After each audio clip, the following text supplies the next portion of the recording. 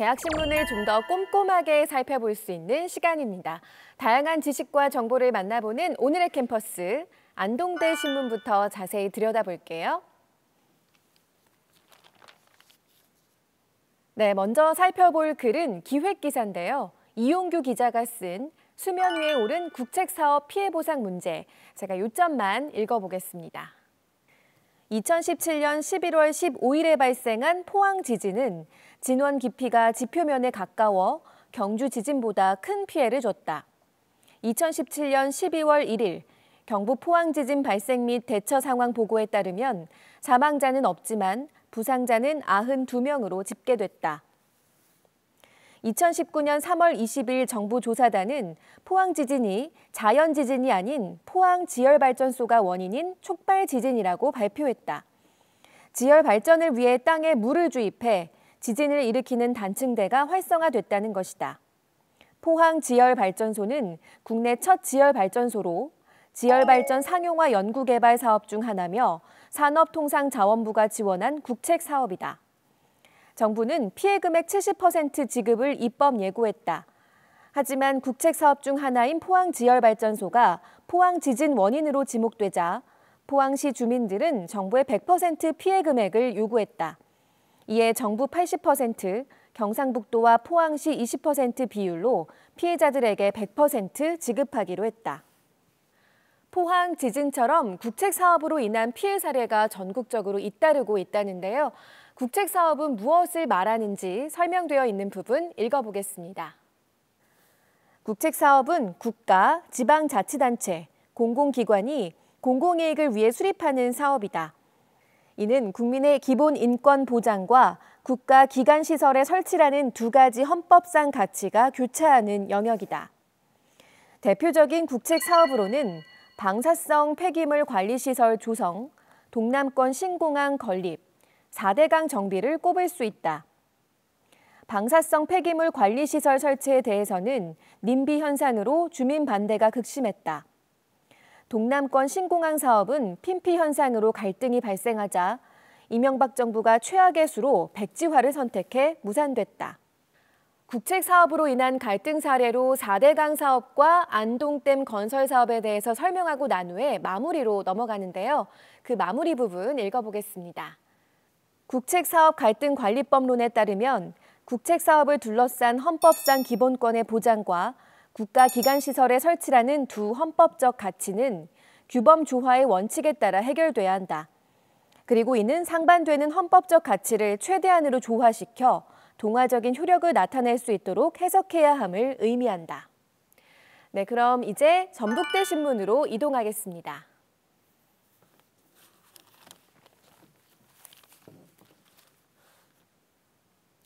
소소하지만 확실한 행복을 베어물다.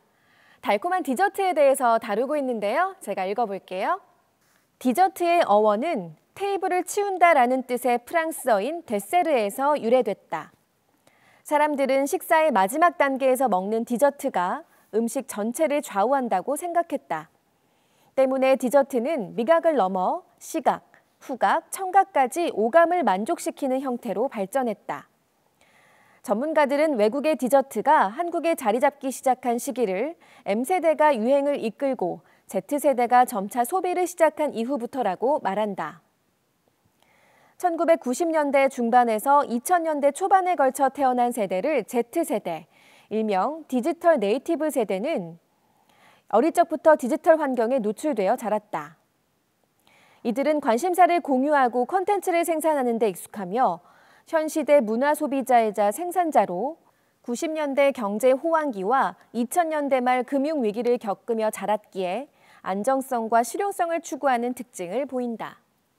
디지털 네이티브 세대라고도 불리는 Z세대가 디저트 시장을 이끌고 있다는 분석인데요. 최근에 베이커리 카페가 급격히 늘어나고 있는 점도 같은 맥락이겠죠? 디저트 시장이 성장한 데는 또 다른 요인도 있다고 하는데 계속 설명 들어볼게요. 온라인 매체 또한 디저트 시장 확대에 기여했다. 국내외 디저트 외식 시장 조사에 따르면 20, 30대 소비자들의 자신만의 개성을 중시하는 자기중심적 소비 성향이 온라인 매체를 통한 일종의 홍보로 디저트 수요의 지속적 증가를 야기했다고 설명했다. 코로나19 장기화로 사회적 거리 두기를 실천하고 있는 요즘 다수의 사람이 방문하는 디저트 가게에 가기는 어려움이 따른다. 이에 많은 이들이 홈디족을 자처했고 이들은 길어지는 집콕 생활을 재밌게 즐기기 위해 직접 디저트 만들기를 택했다. 홈디족이란 영어 홈의 뜻인 집, 디저트의 D와 족의 합성어로 집에서 디저트를 즐기는 사람을 칭한다. 홈디족 덕분에 홈베이킹 상품이 더 다양해지고 인기를 끌고 있다고 합니다.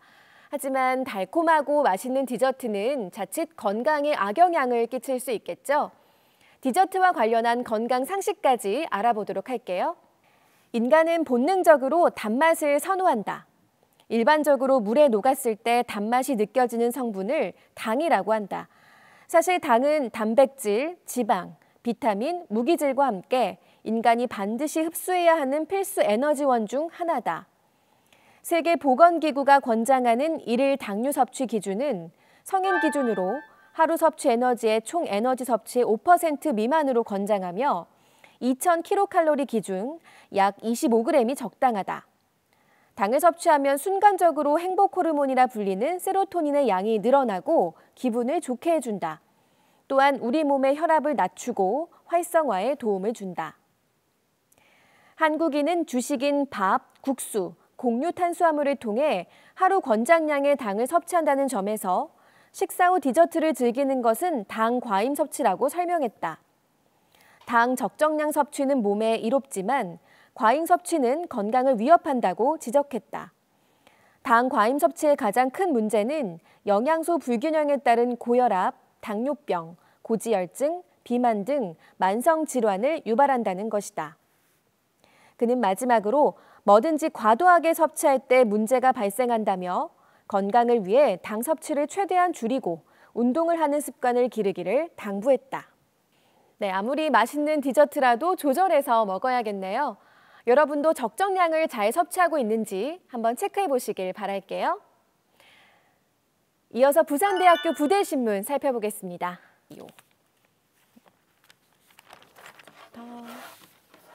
비어가는 지방 학생 없는 학교라는 제목의 기사, 지역 불균형 문제 중에서도 대학의 문제를 다루고 있는 부대신문 기획기사 읽어볼게요.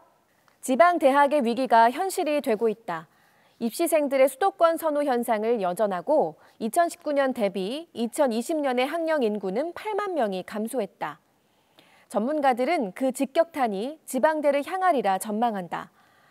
대학교육연구소는 당장 2024년부터 85곳의 지방대학이 신입생 정원을 70%도 채우지 못할 것이라 예측했다.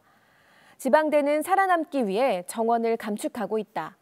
이처럼 산적한 문제 속에서 지방대학들이 위기를 타개할 방법이 있을까? 학생들이 수도권 대학을 선호하는 이유 중 하나는 수도권 대학의 인지도가 높기 때문이다. 작년 시장조사 전문기업 트렌드모니터에서 대학에 재학 중이거나 졸업한 성인 남녀 1000명을 대상으로 대학을 선택하는 가장 중요한 기준을 설문조사한 결과 대학의 인지도가 50.9%로 과반을 차지했다. 뒤를 이어 명문대 여부, 향후 대학의 비전 순으로 높게 나왔다. 학생들에게는 대학이 얼마나 알려져 있는지가 중요하다는 것이다. 지방 대학에 대한 부정적인 인식도 원인 중 하나다. 1980년대부터 대학 설립이 늘어났고 1995년 대학 설립 준칙주의 정책이 시행되며 폭발적으로 그 수가 늘어났다. 다만 수도권에선 신규 대학 설립 및 정원 증원을 제한하는 수도권 정비계획법으로 인해 대학이 늘어나지 못했다. 하지만 이런 제한이 없던 지방에서는 무분별하게 대학이 늘어났다. 그 과정에서 부실대학도 많이 발생했다. 일부 부실대학과 그로 인한 교육질 저하 문제가 모든 지방대학의 부정적인 인식을 가지게끔 만든 것이다. 이런 요인들로 인해서 수도권과 지방대학들 간의 격차가 갈수록 심화되고 있다는 지적인데요. 일자리가 수도권에 몰려 있다는 점도 간과할 수 없는 주요한 요인이죠. 이 때문에 지방대학을 살리기 위한 갖가지 정책이 시행되고 있습니다. 정부는 수도권 대학 쏠림 현상을 막기 위해 지방대학에 여러 지원 정책을 시행하고 있다. 지방대학 특성화 사업, 대학 자율 역량 강화 사업, 사회 맞춤형 산학협력 선도대학 육성사업, 국립대학 육성사업, BK21+ 사업 등이 그 예다. 정부의 지원 정책으로 대학의 예산을 지원해 대학들의 경쟁력을 높인다는 것이다. 수도권에 몰려있던 공공기관을 지방으로 이전시켜 지역 일자리를 창출하려는 대안도 제시됐다. 국가균형발전특별법 제18조에 따라 공공기관은 단계적으로 지방에 있는 혁신 도시로 이전을 추진해야 한다. 블라인드 채용 제도도 학벌주의를 약화시키기 위한 대안의 일환으로 도입됐다.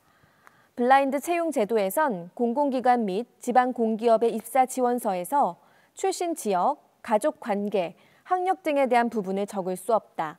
면접에서도 응시자에게 인적 사항에 대한 질문을 하지 못한다. 시험과 같은 객관적 요소로만 평가해 출신 대학으로 인한 차별을 줄이기 위함이다. 하지만 이런 노력과 정책에도 불구하고 지역 불균형을 개선하기엔 아직 갈 길이 멉니다. 기사 마무리 부분으로 가볼게요. 수도권 대학 선호 현상을 줄이기 위해 대안 마련이 시급하다. 지방대학 황폐화는 물론이고 지방에서 지내는 청년의 상대적 박탈감이 확산되고 있기 때문이다. 최종열 교수는 현재 지방 청년들은 삶의 정서나 감정의 구조가 수도권 청년들과 다르다라며 지방 청년들은 노력한 만큼의 보상을 받지 못해 자신에게 낮은 기대를 하게 되고 경쟁을 회피하는 경우가 많다라고 말했다. 이에 정부와 지역자치단체의 대안이 필요하다는 목소리도 나온다. 김한성 교수는 현재 대학의 자체적인 노력만으로는 상황을 바꾸기 어렵다라며 정부와 지역자치단체의 역할이 중요하다라고 전했다.